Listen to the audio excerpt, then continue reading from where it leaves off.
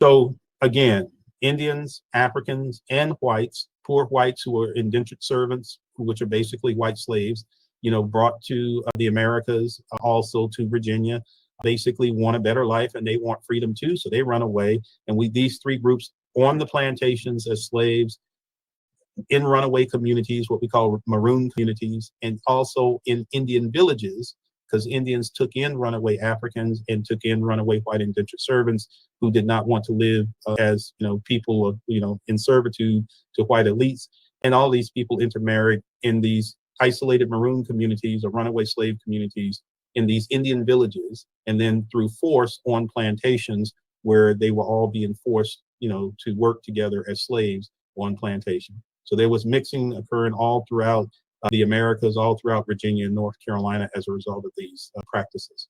So we will see that overlapping of culture, the creolization of North Carolina culture between Native Americans and Africans.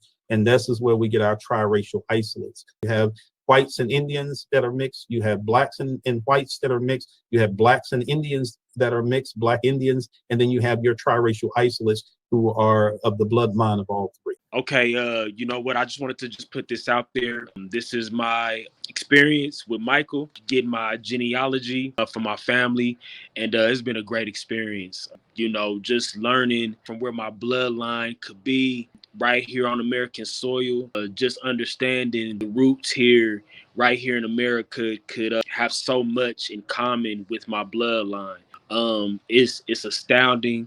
I mean, I have my eyes have been open. Even if you're a person that don't do a lot of research on your genealogy, on your background, on your bloodline, being a so-called African American, this is a great start. If you need any type of information, if you just want to know a little bit about your history, where you come from, anything, this is a great start because just being a person of color and having stories flipped on you, not knowing exactly who to reach to, or not knowing exactly what foundation to go through.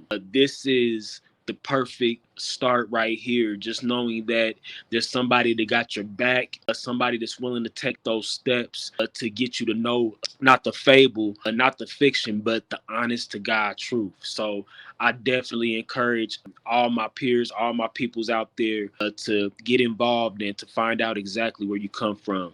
This is a great start. So I encourage all my peoples to, look into your genealogy and start with Michael. Michael's a great person, and he's going to definitely lead you the right way.